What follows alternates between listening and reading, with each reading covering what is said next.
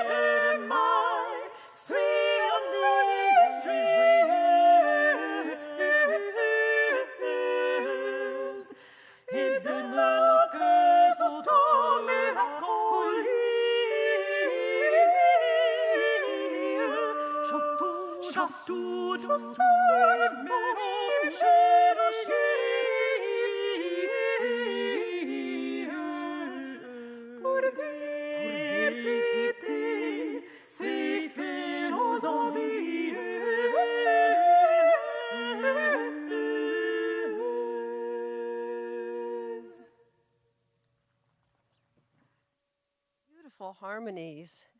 If you're just joining us, we're listening to Trio Eos singing Love Songs of the Renaissance live from the WRTI Performance Studio.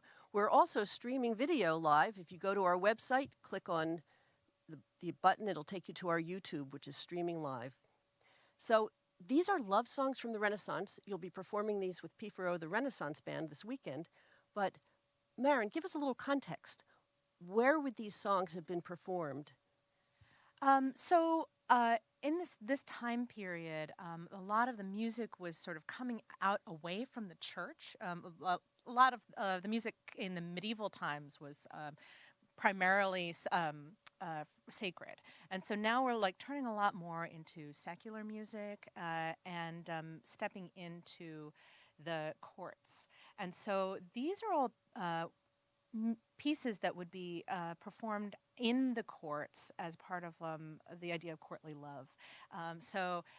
All of these songs are about how much I love somebody. You know, maybe it's like the unrequited love, or how happy you are that somebody loves you, and it would have been performed in front of the lords. It's a little bit more like upper class kind of music, maybe not sung by the peasants. Let's just put it that way. So there would be women singing these for the court? Generally, it was men singing this stuff. Although there were some women singing at that time, and women composers of that time. We don't have that much music from women. From that time period, the women who were composing were usually nuns, or they were courtesans.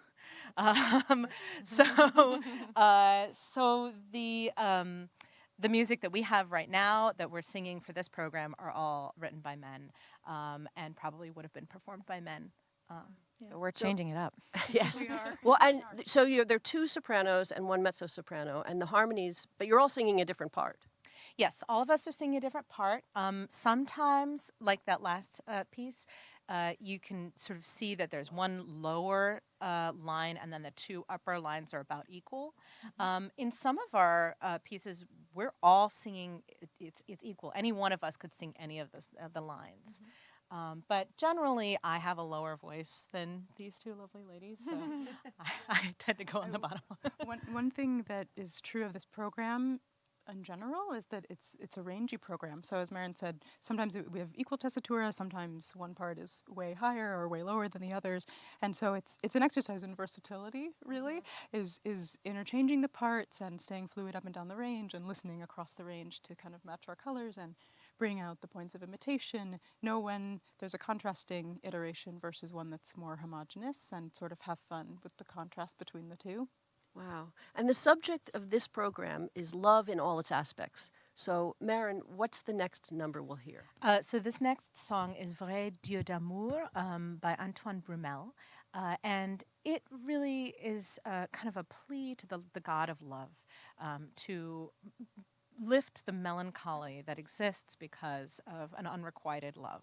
And in fact, a little bit later, we're only going to be doing a small portion of this, because in the program that you'll hear if you come to the concert, it will be performed not just with us, but also with shawms and sackbut and lute and recorders. The overall storyline is that the singer is having which is really, really melancholy because of this unrequited love, and it's just praying that the God of love will somehow make things better. Because love does have its ups and downs. You're listening to Trio Eos, live from the WRTI Performance Studio.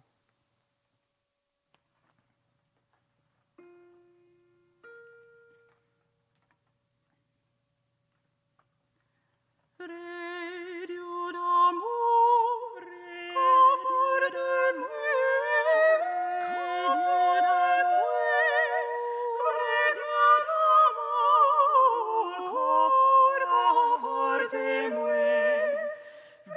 Dieu d'amour,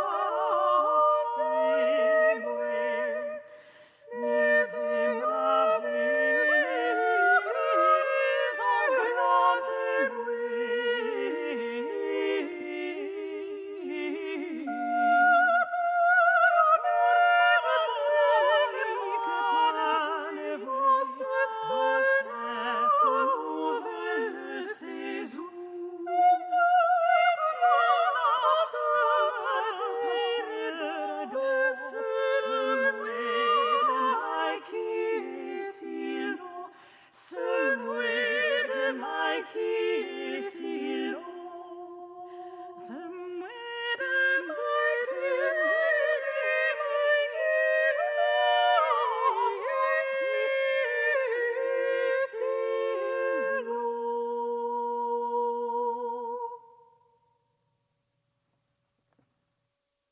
you're just joining us, we are live in the WRTI Performance Studio with Trio Eos, who are singing Renaissance love songs for the month of May. Now, Michelle, you have traveled the furthest to be with us today. It's true, I came from California. Now, all three of you do a lot of other things. Talk about the founding of this group. How did it come to be?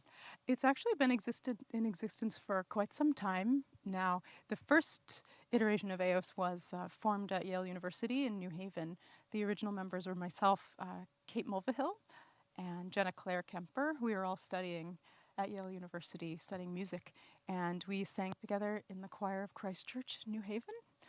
And we loved singing together, and we loved singing in mixed voice formation, but we have all loved singing with women since we were little, Marin and I in particular, because we grew up singing in a girls' chorus. And I think that sonority was something I personally missed and wanted to take up more room in my life, to celebrate more in my life.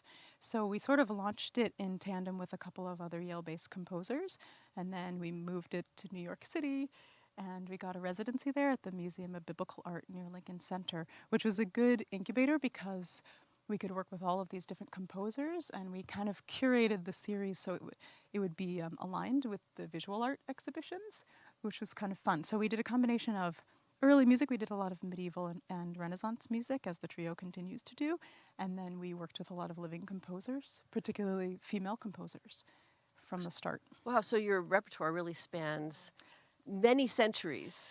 Yes, it certainly does, with an emphasis on sort of bookends of medieval and Renaissance and contemporary.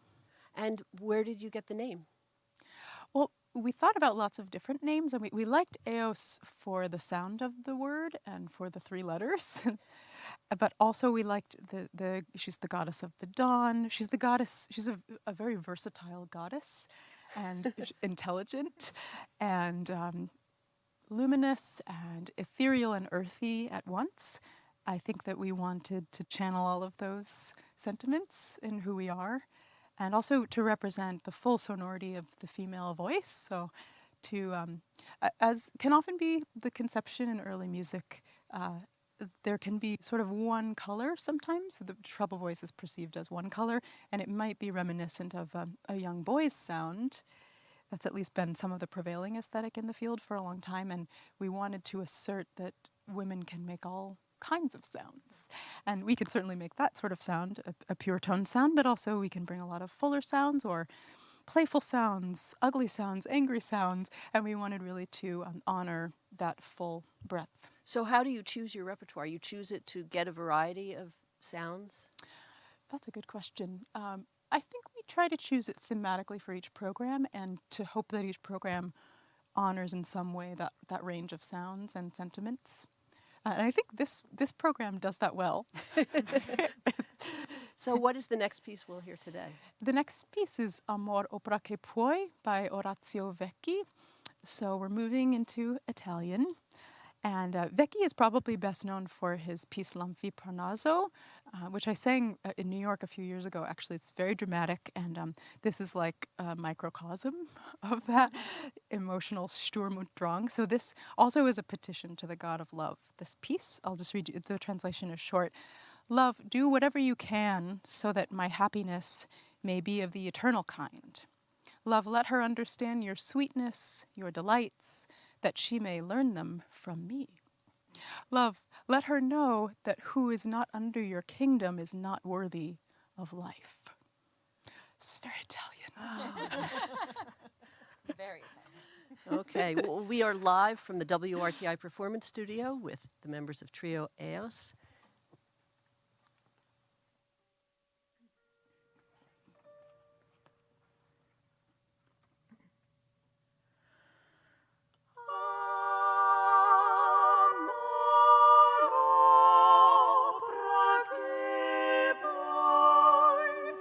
Che mio con te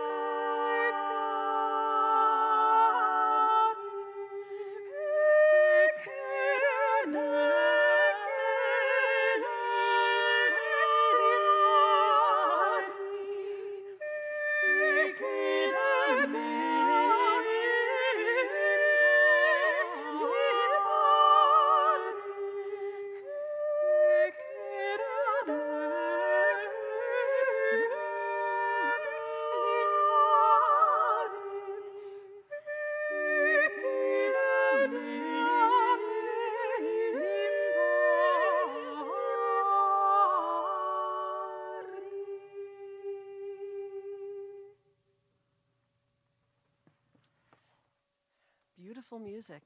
That you're listening to Trio Eos from the WRTI Performance Studio, singing selections from a program they will perform with Pifero, the Renaissance Band.